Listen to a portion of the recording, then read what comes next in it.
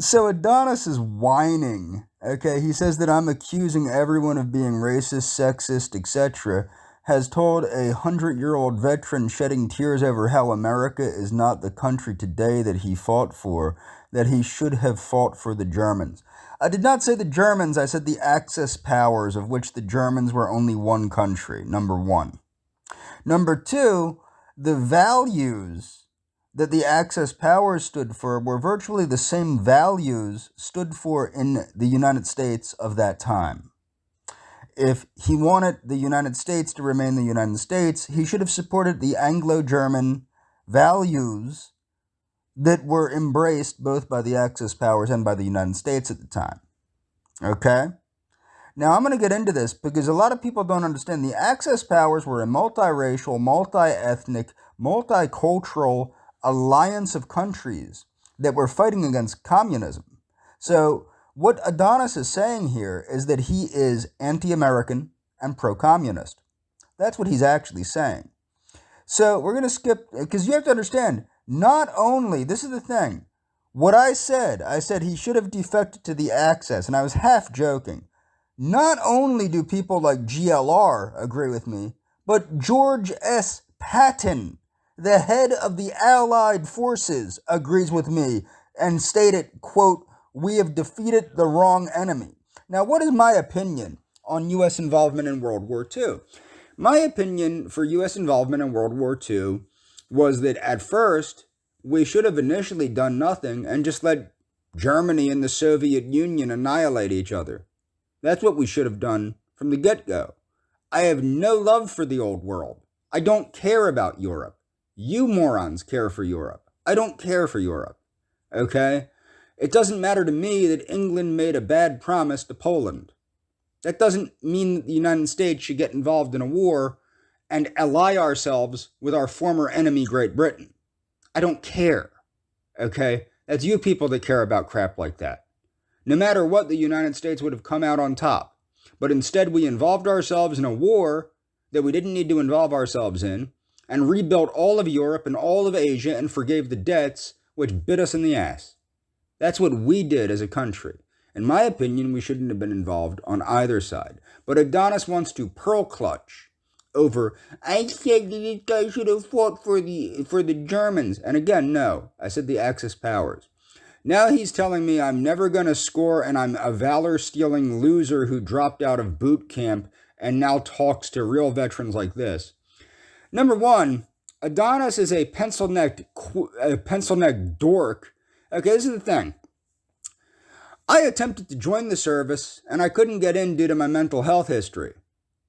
What service did you try to join, Adonis? What service have you tried to join? None. Because you're a pencil-necked, panty-waist, limp-wristed sissy boy. I know the kind of little nerd boy you are. You're the kind of little nerd boy that probably was goth, playing on his little computer all day, acting like a little dork. You're a coward. You like to pretend to be a conservative, you like to call out other people, but in reality you're nothing but a drug-addicted loser that begs for money like a homeless person on the internet. And you judge me. You judge me. And regardless of whether this guy was a real veteran or not, he should stop sobbing like a little girl. Flat out. That's what he needs to do, is stop crying like a little girl. I don't care if he's a veteran. I don't care if he's 100 years old.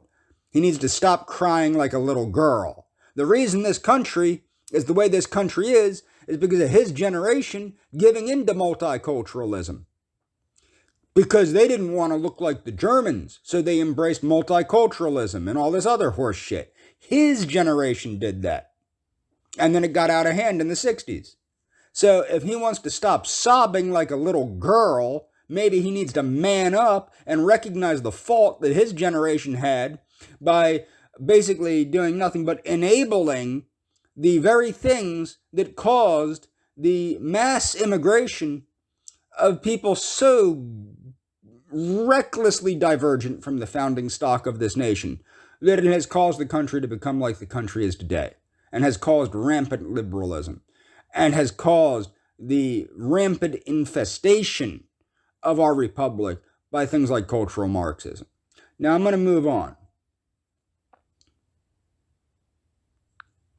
So Adonis wants to cry about how I told somebody to join the Axis, because he's whining about how the United States has become like the United States has become, due primarily to the values that were basically substituted for the founding Anglo-German values of this republic by people like that veteran. And then he wants to sob like a little girl because our country is not the same as it was 100 years ago, due in large part to the betrayal of the Anglo-German values this republic was founded on by people like that veteran. So the Axis powers, originally called the Rome-Berlin Axis, was a military coalition that, quote, initiated World War II. Maybe not. And I'm not going to get into that because I don't want my video getting taken down. But you will notice the Axis powers are a very multi-ethnic, multiracial, and multi-linguistic, multicultural coalition of various countries that were unified to fight against communism and capitalism. Okay? Not all of these countries were fascist. Not all of these countries were National Socialist. In fact, the only one that was National Socialist was Germany, and the only one that was fascist was Italy. So let's see what these countries are. Well, you have Germany, you have the Kingdom of Italy, you have the Empire of Japan, you have the Kingdom of Hungary, you have the Kingdom of Romania, you have the Slovak Republic, you have the Kingdom of Bulgaria, and you have the independent state of Croatia, the Republic of Finland, and the Kingdom of Thailand. Okay? So that's what you need to understand. This is a multi-ethnic, multiracial, multilinguistic, multicultural allegiance of various people. Okay? Various people allied with one goal: the preservation of specific values and a specific ideal. Okay? So, yeah, that's what you need to understand. Instead of, ooh, James said this. My grandfather was a World War II veteran. I loved my grandfather. But that doesn't change history.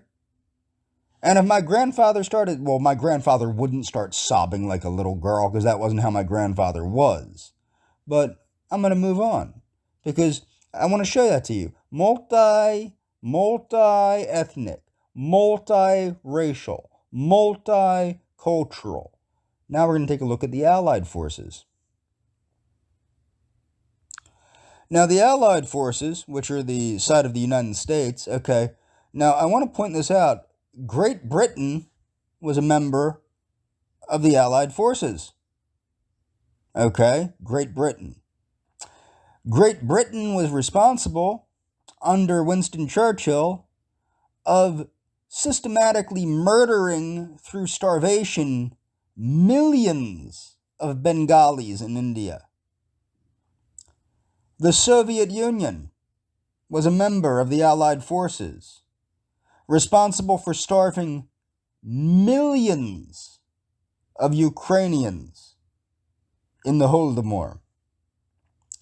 The United States of America, at this point in time, was still segregated. South Africa was at this point in time segregated. Okay? So keep that in mind. But these are the various countries of the Allied forces. Of course, Great Britain, the Soviet Union, United States, Poland, Czechoslovakia, Norway, Netherlands, Belgium, Luxembourg, Free France, that's important to note, Ethiopia, Greece, Yugoslavia, Philippines, China, India, Canada, Australia, New Zealand, South Africa, who was segregated at the time like the United States was, Brazil, Mongolia, Mexico, Italy, Romania, Bulgaria, and Finland. My point is you have far more racism in the Allies than you did in the Axis powers, if Adonis wants to whine about that nonsense like a little girl.